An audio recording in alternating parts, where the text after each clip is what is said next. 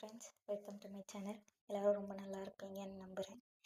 இந்த வீடியோவில் நம்ம இன்றைக்கி என்ன பார்க்க போகிறோம்னா, ஒரு தமிழ் மீடியம் ஸ்டூடெண்ட் கவர்மெண்ட் ஸ்கூலில் படித்த பொண்ணு எப்படி இங்கிலீஷை இவ்வளோ ஃப்ளூயண்ட்டாக கற்றுக்கிட்டு ஒரு ஐடி கம்பெனியில் ஒர்க் பண்ணுறா. At the same time UPSC ப்ரிப்ரேஷனுக்கும் மெயின்ஸ் வந்து இங்கிலீஷில் ப்ரிப்பேர் பண்ணிக்கிட்டு இருக்கா அப்படிங்கிறத பற்றின வீடியோ தான் இது. பிகாஸ் நான் என்னுடைய ஃப்ரெண்ட்ஸ் ஒரு சில பேர், அதுக்கப்புறம் எனக்கு தெரிஞ்ச ஒரு சில பேர்த்திட்ட பேசினப்போ அவங்க என்கிட்ட கேட்ட கொஷின் என்னென்னா, நீ எப்படி இவ்வளோ ஃப்ளூயண்ட்டாக இங்கிலீஷில் நல்லா பேசுகிற, அதுவும் தமிழ் மீடியமில் கவர்மெண்ட் ஸ்கூலில் படித்த பொண்ணு நீ இவ்வளோ ஃப்ளூயண்ட்டாக பேசுகிற, ஆனால் நான் ஸ்கூலில் படித்தேன் பட் எனக்கு வந்து அந்த இங்கிலீஷ் ஃப்ளூயன்சியே போயிடுச்சு அப்படிங்கிற மாதிரி நிறைய பேர் என்கிட்ட சொன்னாங்க.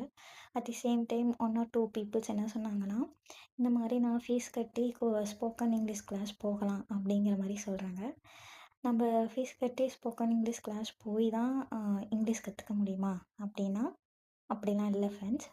ஸோ நாம் ஒவ்வொரு நாளும் அதுக்காக ஒரு கொஞ்சம் டைம் ஸ்பெண்ட் பண்ணாலே போதும், நம்மளால் கண்டிப்பாக இங்கிலீஷை வந்து ஃப்ளூயண்ட்டாக பேச முடியும்.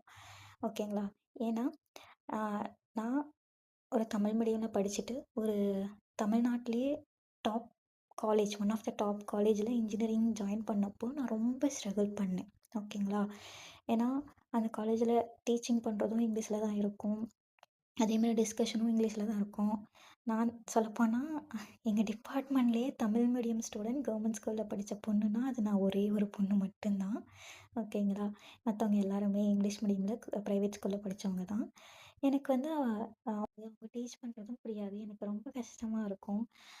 இனிஷியல் ஸ்டேஜில் வந்து நான் ரொம்ப பயந்துட்டேன். அதுவும் ஒரு டைம்லாம் எனக்கு வந்து அழுக கூட வந்துடுச்சு. ரொம்ப கஷ்டமாக இருக்கே. ஏன்னா காலேஜ் ஜாயின் பண்ணுறதுக்கு முன்னாடி வரைக்கும் இங்கிலீஷ் வந்து ஒரு சப்ஜெக்ட் தான். ஓகேங்களா? அதில் நம்ம வந்து பாஸ் மார்க் எடுத்தால் போதும், இல்லை இவ்வளோ மார்க் எடுத்தால் போதும் அப்படிங்கிற மாதிரி தான் நம்ம படிப்போம். பட் காலேஜ் வந்தோடனே நம்ம படிக்கிற புக்ஸ் எல்லாமே டோட்டலாக இங்கிலீஷாக மாறிடும். அதே மாதிரி கேட்குற ப்ரெசன்டேஷனாக இருக்கட்டும், எல்லாமே இங்கிலீஷ் தான் ரொம்ப ரொம்ப முக்கியமானுச்சு. ஓகேங்களா?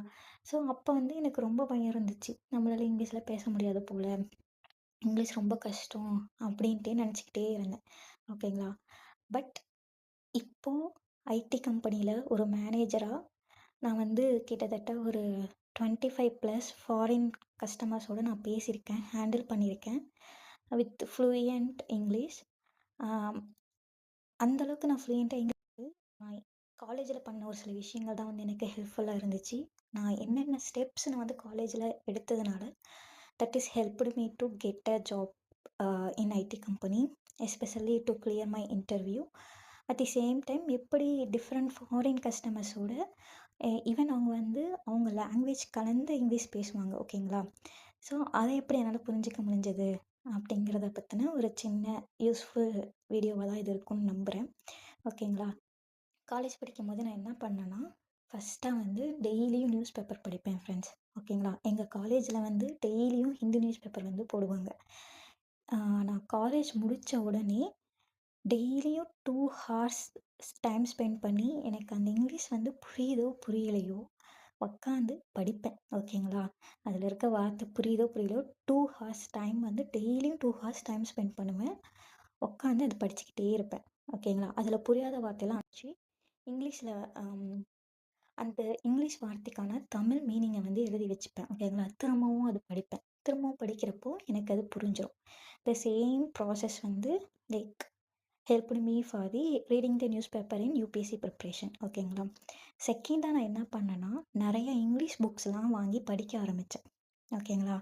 ஸோ நிறைய ஸ்டோரி புக்ஸ், இங்கிலீஷ் புக்ஸ்லாம் வாங்கி படிக்க ஆரம்பித்தேன். ஃபஸ்ட் டைம் வந்து சும்மா படிப்பேன், அது புரியுதோ புரியலையோ சும்மா படிப்பேன். படிச்சுட்டு அதுலேயுமே சேம் திங், எனக்கு புரியாத இங்கிலீஷ் வார்த்தைக்கெல்லாம் தமிழ் மீனிங் வந்து கூகுளில் சர்ச் பண்ணி எழுதி வச்சுப்பேன்.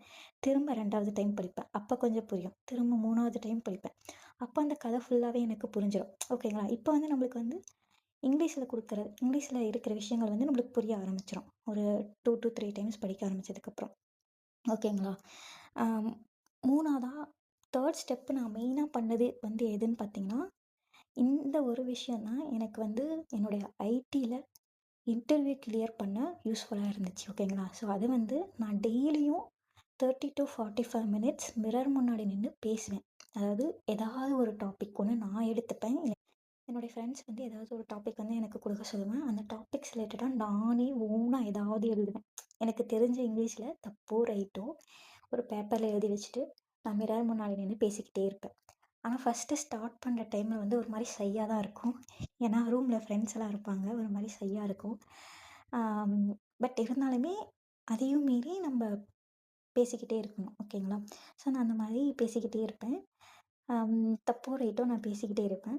மிரரில் பேசி முடித்தோடனே என்னுடைய ஃப்ரெண்ட்ஸ் எல்லாத்தையும் கூப்பிட்டு அவங்க முன்னாடி நிற்க வச்சு அவங்க முன்னாடி நின்று நான் பேசி காமிப்பேன். நான் பேசுகிறது எப்படி இருக்குது, ஏதாவது ஃபீட்பேக் கொடுங்க அப்படிங்கிற மாதிரி என் ஃப்ரெண்ட்ஸ் கிட்ட சொல்லுவேன். So actually I got a good friends. So அவங்க வந்து எனக்கு இந்த இங்கிலீஷ் லேர்ன் பண்ணுறதுல எனக்கு மெயினாக சப்போர்ட் பண்ணது என்னுடைய ஃப்ரெண்ட்ஸு. ஓகேங்களா? ஸோ அவங்க வந்து எனக்கு ஃபீட்பேக் கொடுப்பாங்க. இன்னும் இப்படி பேசலாம், இந்த மிஸ்டேக்ஸ் இருக்குது, நீ இதை மாற்றி பேசலாம் அப்படிம்பாங்க. அதே மாதிரி தப்போ ரைட்டோ டெய்லியுமே என் ஃப்ரெண்ட்ஸ் கிட்ட நான் இங்கிலீஷில் தான் பேசிக்கிட்டு இருப்பேன். பேசிக்ஸ் திங்ஸ் ஏதாவது கேட்குறதா இருக்கட்டும், இல்லை நார்மல் டாக்காக இருக்கட்டும், அவங்கக்கிட்ட வந்து பேசிக்கிட்டே இருப்பேன்.